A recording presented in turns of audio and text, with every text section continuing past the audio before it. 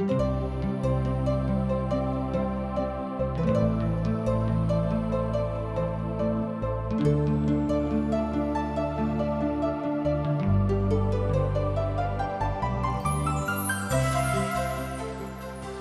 सब TWR द्वारा प्रस्तुत कार्यक्रम आशक इजोत देख रहल छी।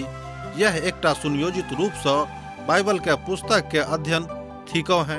ई कार्यक्रम के उद्देश्य अछि कि लोग सब संसार के बनावे वाला परमेश्वर के उद्देश्य के जाने, कि हुनक इच्छा के अनुरूप चल चली।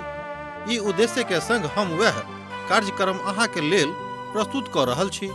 कृपया क के देखू आ सुनू, जाय सो परमेश्वर अहाँ के सफल बनावे। मैथिली कार्यक्रम आशा की जोत में एक बेर आर हम अहाँक अभिनंदन प्रभु यीशु मसीह के मीठ आ पवित्र नाम से कह रहल छी। हमर श्रोता मित्र, हमर भाई बहिन, आजुक दिन हमरा लोकनि रूतक पोथीक अध्ययनक समापन में छी, अर्थात आजुक दिन हमरा सब एहि पोथीक अध्ययन समाप्त करब। बेतलहम नगरी के समस्त लोक एहि बात से बड़ आनंदित भेलाह जे बोआज अब रूतक स्वीकार करबाक हेतु हृदय से तैयार छथि। एना तऽ रूत दोसर देशक कन्या छली, मुदा ओ अपन पवित्र और आत्मिक व्यवहारक कारणे संपूर्ण बेतलहम में प्रसिद्ध भ गेल छली। हमर भाई बहन कनिक ध्यान दियौ, ओ अपन आत्मिक जिंदगी के कारणे, अपन शुद्धता के कारणे संपूर्ण बेतलहम नगर में प्रसिद्ध भ गेल छली। एकटा कतेक नीक बात अछि कि जँ हमरो सब अपन पवित्रता के कारणे अपन गाम में, अपन समाज में प्रसिद्ध भ जाइत छी। लोक कहैत छथि कि अमुक मनुख देखियो कतेक पवित्र छथि। हमर भाई बहन, ये एकटा बड़ नीक गवाही अछि। तहन फाटकक लग जतेक लोक छलाह, ओ और वृद्ध सब कहलनि, हमरा सब गवाह छी। ई स्त्री जे अहाँक घर में आबि रहल अछि, हुनका प्रभु इस्राएलक घरानाक दू उपजावे वाली राहेल और लिया के समान करूं। अहाँ एफरात में वीरता करूं और बेतलहम में अहाँक खूब नाम आ प्रसिद्धि भ जायक। 4 अध्याय के 11 पद में एहि बातक बतायल गेल छी। हमर भाई बहिन, एहिठाम जे वृद्ध लोक छथि ओ हुनका आशीर्वाद दऽ रहल छथिन, कहै छथिन कि प्रभु अहाँके खूब बढ़ाबैक, अहाँके घरानाके खूब बढ़ाबैक। जेना प्रभु एफरात में वीरता करू और बेतलहम में अहाँके खूब नाम आ प्रसिद्धि भ जायक। हमर भाई बहन, एहि तरहक आशीष प्रभु हुनका सभक दऽ रहल छथि। ई आजुक युवतीक लेल एकटा बड़ नीक बात अछि। तहन अहाँ एहि बात से सीख सकलहुँ हैं। कलिसियाक लोग विशेष रूप में बातक सीख सकैत छथि कि हमरा सभक संबंध कोन तरहक अपन भाई लोकक संगे रहबाक चाही, अर्थात कोना के हमरा सब प्रभु यीशु मसीह के प्रगटीकरण अपन जिंदगी से करिए। जेना कि बोआज अपन जिंदगी से प्रभु यीशु मसीह के प्रगटीकरण कैलथि। अहाँके देख कर लोग कहे कि हम मसीही थिकौ हैं। अहाँके जिंदगी से प्रभु यीशु मसीह झलके या प्रभु की इच्छा छनि, कारणे आगू अहाँ बढ़ि जायब, तहने प्रभु अहाँक संगे छथि। इफिसियोक पोथी तकर 5 अध्याय आ तकर 25 पद में अहाँ एहि कथाक महानता के देख सकलहुँ हैं। प्रभु जिनका पवित्र पत्नी के रूप में अवतरण केने छथि, तकरा केओ अलग नहीं कह सकैत अछि। जँ अहाँ केकरो हृदय से आ सात्विक रीति से प्रेम करैत छी, तऽ सेहो अहाँ से प्रेम ओ करैत छथि। एहिठाम बोआज और रूतक प्रेम बड़ नीक सँ आबि रहल अछि, अर्थात प्रीति के एहिठाम महासागर में ओ दोनों के टोय अब डूबे वाला छथि। तहन अहाँ बाजि सकलहुँ हँ कि पिता परमेश्वर हमरो सभक जिंदगी में एही तरहक परम शांति आने के आवश्यकता महसूस कऽ रहल छथिन। जँ अहूँ शांति के खोज में छी, जँ अहूँ के शांति के आवश्यकता अछि, तऽ अहूँ एही तरह अपना जिंदगी में शांति के अनुभूति कऽ सकलहुँ हैं। जेना बोआज आ रूता के हृदय में आजुक दिन प्रभु शांति के उमड़ि रहल छथि। एक मनुक अपना हेतु एकटा कन्या के चुनाव कैलथि जे हम हिनका संगे विवाह करब, जेना कि बुआज रूतक संगे विवाह करबाक मनसा जतौलाहा। एहि तरह प्रभु यीशु मसीह एहि संसार में अपन दुल्हिन खोजबाक लेल अयलाहा।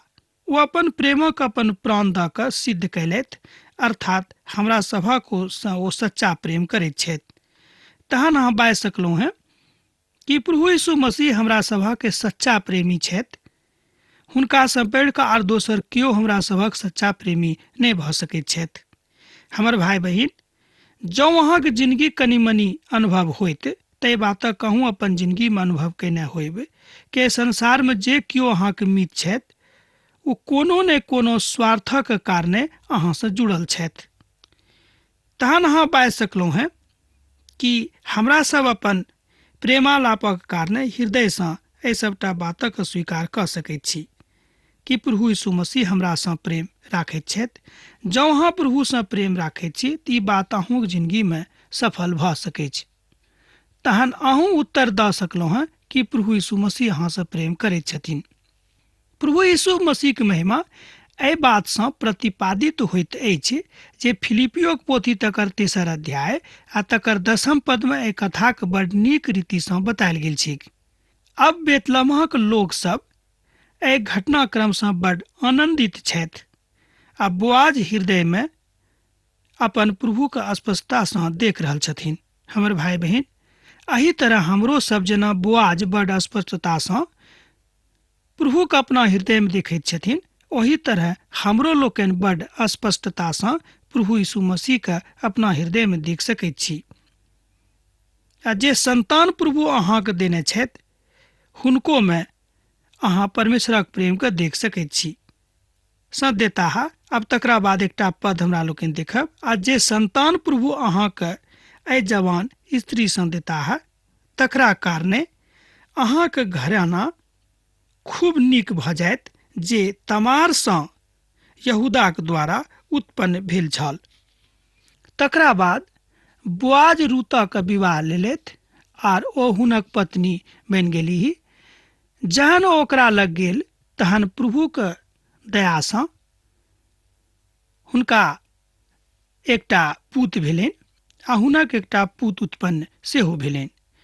तहन दयामय नवमीसँ बाजलीह, प्रभु धन्य छथि जे हमरा आजुक दिन छोड़ावे वाली संबंधीके बिनु नहि छोड़ेलाहा, इसराइल में एकर बड़ नाम होइक। एहि बातक अहाँ 12 पदसँ लऽ कऽ 14 पदमे देख सकैत छी। तहन आखिरी पदक आखिरी प्रभावक हमरा लोकनि देखब। तहन दयामय नवमीसँ बाजलीह, प्रभु धन्य छथि जे हमरा आजुक दिन छोड़ावे वाली संबंधीके बिनु नहि छोड़ेलाहा, इसराइल में एकर बड़ नाम होइक।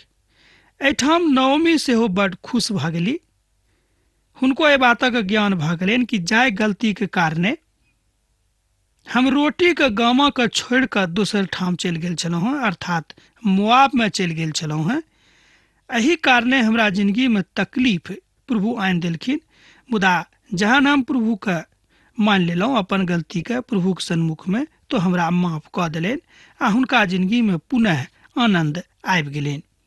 एही तरहक आनन्द अहूँके जिंदगीमे आबि सकैत अछि। एहिठाम हमरा लोकनि देखैत छी जे एमीलेकक वंशज ओहिठाम खत्म भऽ गेल छलै। ओहि वंशजक पिता परमेश्वर पुनः जीवित कऽ दैत छथिन। हमर भाई बहिन, प्रभुक इच्छा जँ अहाँक संगे फलीभूत भऽ रहल अछि तऽ तकरा हुअ दियौक, ओहिमे कोनो तरहक कटौती नहि करियौक। आजुक दिन हमरो सभक एकटा छोड़ावे वालाक आवश्यकता अछि आ ओ छोड़ावे वाला थिक वा थिकाहा हमर प्रभु यीशु मसीह। हमर भाई बहिन, जँ अहाँ मसीह थिकहुँ हैं, जँ अहाँ प्रभु यीशु मसीहके बहुत पहिनहिए से जानैत छी, तऽ की आजुक दिन धरि अहाँ हुनका अपन छोड़ावे वालाके रूपमे स्वीकार कयलहुँ हैं कि नहि? एहि बातक ऊपर अहाँ ध्यान दियौक। किएक तऽ हम एहन बहुत मसीह लगक जानैत छियनि जे मसीह तऽ छथि, मुदा ओ प्रभु यीशु मसीहके अखन धरि अपन छोड़ावे वालाके रूपमे नहि जानैत छथिन। हमर भाई बहिन, ई बड़ कष्टकर कथा अछि। मुदा बिनु हुनका जाननाइ अहाँ प्रभु से प्रेम बा एना कहियो अहाँके प्रेम प्रभुक संगे खूब प्रगाढ़ है बा गहीर नहीं भ सकै छै। ओ अहाँके जी में जी लऽ आने वाला छथि और अहाँके बुढ़ापा में सेहो सहायता करे वाला छथि, किएक तऽ अहाँके कोनो के एहन तकलीफ नहीं अछि जाहिमे ओ अहाँके सन्मुख में ठाढ़ नहीं होता है। अर्थात अहाँ में से जे कियो उत्पन्न होइत ओहि सब में प्रभु के महिमा प्रकट होइत। ई बात हमरा लोकनि एहि पोथी सँ सीख रहल छी, अर्थात रूतक पोथी सँ। हमर भाई बहिन, जँ प्रभु में अहाँ एहि सबटा बातक बुझैत छी तऽ अहाँ खूब नीक सँ परमेश्वरक वचनक पढ़ि कऽ हुनक पोथी के पढ़ि कऽ एहि बातक ज्ञान जानि सकलहुँ हैं। आ पुनः नओमी ओहि नेनहा के गोदी में राखि कऽ हुनक सेविका के काज करऽ लगली। एहि बातक अहाँ 15 पद आ 16 पद में देख सकैत छी। 16 पदक आखिरी प्रभाग में एहि तरह बतायल गेल छी। आ पुनः नओमी ओहि नेनहा के गोदी में राखली आ हुनक सेविका के काज करऽ लगली। ई नेनहा जिनका अहाँ एहिठाम देख रहल छी ओ नओमी के पोता अछि आ ओ नओमी के लेल कतेक बहुमूल्य अछि तकरा अहाँ स्वयं जानि सकलहुँ हैं। हुनक पड़ोसिन सब ई बाजि कऽ जे कि नओमी के एकटा बेटा भेल छनि आ पुतक नाम ओबेद राखली। सीसोक पिता और दाऊदक दादा वह भेलाह। एहिठाम हमरा लोकनि देखै छी कि एहि तरह प्रभु यीशु मसीहक संबंध एहि वंश सँ भऽ जाइत अछि। एहि तरह जँ हमरा लोकनि खूब गंभीरता सँ एहि पोथीक अध्ययन करबै तऽ एहि तरह बातक बुझि सकैत छी। पड़ोसिन सब ओहि नेनहाक नाम ओबेद राखली। ओबेद शब्दक शाब्दिक अर्थ होइत अछि सेवक और ओबेद शब्दक अर्थ होइत अछि आराधक। एहि तरह हमरा लोकनि एहि शब्दक दूटा अर्थ देखैत छी, आराधक आर सेवक। हमर भाई बहिन, एहि शब्दक दूटा भिन्न अर्थ अछि, मुदा दुनू में समानता सेहो हमरा लोकनि देखैत छी। अर्थात परमेश्वर हमरा सबके कहैत छथि कि अहाँ प्रभु यीशु मसीह के आराधक बनू, अहाँ प्रभु यीशु मसीह के सेवक सेहो बनू। ओबेद कानूनी हिसाब सँ हुनक पोता भेलनि। ओ कालांतर में नओमी के बड़ नीक सेवा कैलथि। ओ जीवित परमेश्वरक आराधना सेहो करऽ लगली। एहिठाम हमरा लोकनि देखैत छी कि नओमी एहि रीति सँ अपन जीवित प्रभु के चिन्ह गेली आ हुनका कारणे रूत सेहो परमेश्वरक अर्थात जीवित परमेश्वरक चिन्ह गेली। कालांतर में दोनों परमेश्वरक सन्मुख में आबि गेली। एहि तरह विचित्रता के कथा एहिठाम प्रगटीकरण होइत अछि, अर्थात अहूँ आराधक बनि सकलू हैं। प्रभु चाहैत छथि कि अहूँ आराधक बनू। एहि तरह हमरा लोकनि देखैत छी कि परेशक वंशावली इएह अछि जे पेरेस सँ हेस्रोन, हेस्रोन सँ राम आ राम सँ अम्मीनादाब, अम्मीनादाब सँ नहसोन आ नहसोन सँ सलमोन आ सलमोन सँ बुआज आ बुआज सँ ओबेद, ओबेद सँ सीसै और सीसै सँ दाऊद उत्पन्न भेलाह। एहि तरह हमरा लोकनि देखैत छी कि पिता परमेश्वर कोना कऽ अपन लोकक रक्षा रखवाली करैत छथिन। हमर भाई बहिन, जहन पिता परमेश्वर लोकक रक्षा आ रखवाली करैत छथि तऽ केओ एहि बात सँ इनकार नहि कऽ सकैत छथिन कि परमेश्वर हुनका संगे नहि छनि। रूतक पोथी की अंतिम हिस्सा का बड़ महत्वपूर्ण दृष्टि सँ हमरा लोकनि एहिठाम देखैत छी जे पुरना नामक एकटा रीढ़ सेहो अहाँ बता सकलहुँ हैं। एहिठाम बहुत विद्वान सब रूतक पोथी के पुरना नामक रीढ़क रूप में सेहो संज्ञा दैत छथि, किएक तऽ एहि पोथी में हमरा लोकनि प्रभु यीशु मसीह के आगमनक स्पष्ट झलक सेहो देखैत छियै। एना तऽ पवित्र पोथी के आर सब पोथी में बातक झलक देवल गेल अछि, मुदा एहि पोथी में हुनक जन्मक स्पष्ट झलक होइत हमरा लोकनि देखैत छी।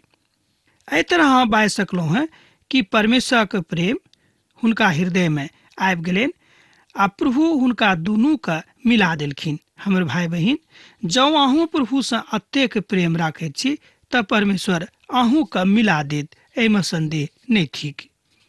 मुदा जे कियो संदेह राखैत छथि हुनक घराना पर आ हुनका जिंदगी पर परमेश्वरक आशीष नहीं होइत। सुनि कऽ अहाँ तमसायब नहि, कियाक तऽ अहाँ परमेश्वरक ऊपर शंकाक दृष्टिसँ देखैत छी। दाऊदक घरानासँ जोड़ल जाइत अछि, जे बादमे मसीहक जन्मसँ जुड़ि जाइत अछि, अर्थात नवमीक वंशसँ प्रभुक आगमन। सोझ गप इएह भेल कि नवमीक वंशसँ प्रभुक आगमन अर्थात प्रभु यीशु मसीह के प्रगटीकरण। बाट जे प्रशस्त भऽ रहल अछि, अर्थात जाय बाट दऽ कऽ हमर छोड़ाबै वला के संसारमे आबैके रहनि, ओ बाट एहिठाम स्पष्ट भऽ जाइत अछि। आ इएह अछि एहि पोथी के अहाँ बाजि सकलहुँ हेँ पराकाष्ठा। रूतसँ प्रभु यीशु मसीहक वंशावली अहाँ पढ़ि सकलहुँ हेँ। परमेश्वरक योजना हमरा लोकनि एहिठाम सेहो देखैत छी कि रूतेक माध्यमसँ प्रभु यीशु मसीहके एहि संसारमे अयबाक रहनि, अर्थात हुनक वंशसँ। बड्ड नीकसँ अहाँ एहिठाम एहि बातक समाहित कऽ सकैत छी वा एहि बातक स्पष्ट कऽ सकैत छी कि परमेश्वर अपन योजनाके रूतक माध्यमसँ प्रकट करैत छथि। हमर भाई बहिन, हर मनुखक लेल परमेश्वरक किछु ने किछु योजना छनि। अहाँके जन्म जे भेल अछि, कि कहियो अहाँ एहि बातक विचार करलहुँ हेँ कि परमेश्वरक योजना अहाँके जिंदगीसँ की अछि?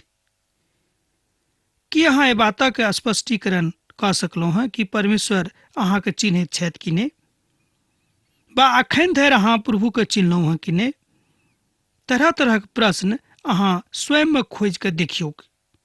हमर भाई बहिन, जेना बोआज एहि बातक स्वयंमे खोजि कऽ देखलाह कि हम तऽ रूतके चाहैत छियनि, मुदा प्रभुक इच्छा छनि कि नहि, तैँ ओ बेतलहमक सड़कक पर गेलाह, वा एना कहियो कि फाटकक लग गेलाह आ धर्म वृद्ध सबके बजा कऽ एहि बातक घोषणा कयलथि कि हम हुनक छोड़ाबै वाला बनैके इच्छा राखैत छी, मुदा और जँ केओ दोसर छथि तऽ ओ सन्मुखमे आबि कऽ एहि बातक कहथिन।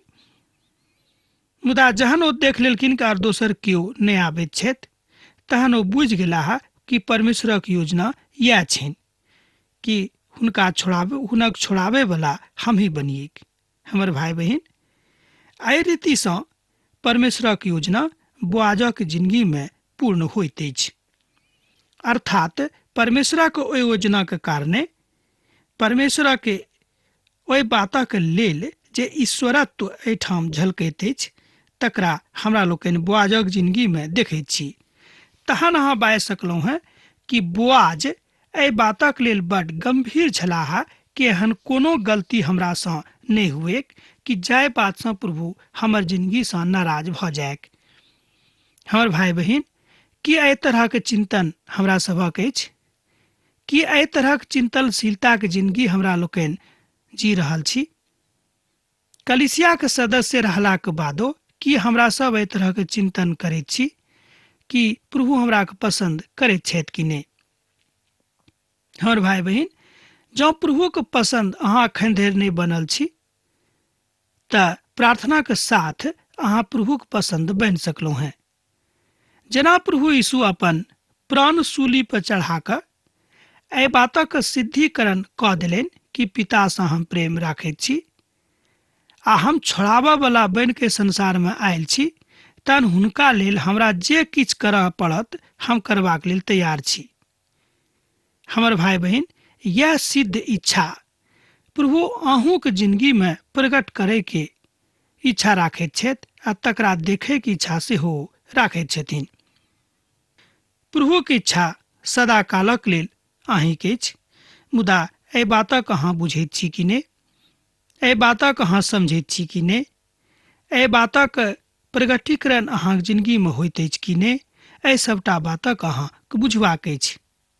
जेनाकि बोआजक एहि बातक समझ आबि गेलनि कि प्रभु चाहैत छथि कि रूतक छोड़ाबै वाला बनि कऽ हम सन्मुखमे आबियैक, तो आबि गेलखिन। तहन परमेश्वर हुनका चाहैत छलखिन कि दोनोके मिलन भऽ जायक आ दुनू एक भऽ जायक, दोनों एक भऽ गेलाह।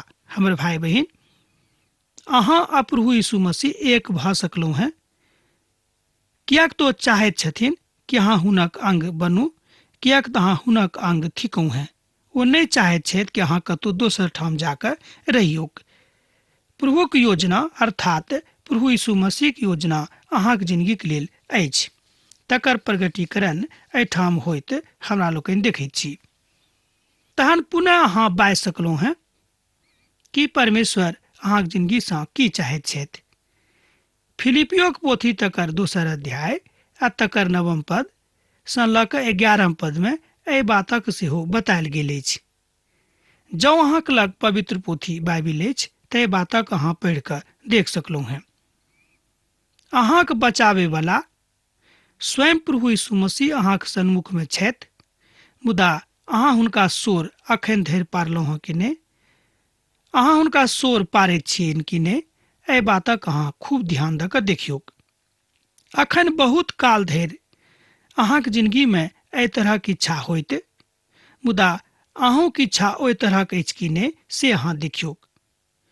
किएक तऽ बोआज आ रूत दोनों के हृदय में एक दोसर गोटे के प्रति अथाह प्रेम भऽ गेल रहनि। प्रेम जागृत भऽ गेल रहनि, प्रेम आगाँ बढ़ि गेल रहनि, प्रेम अपन पराकाष्ठा पर पहुँच गेल रहनि।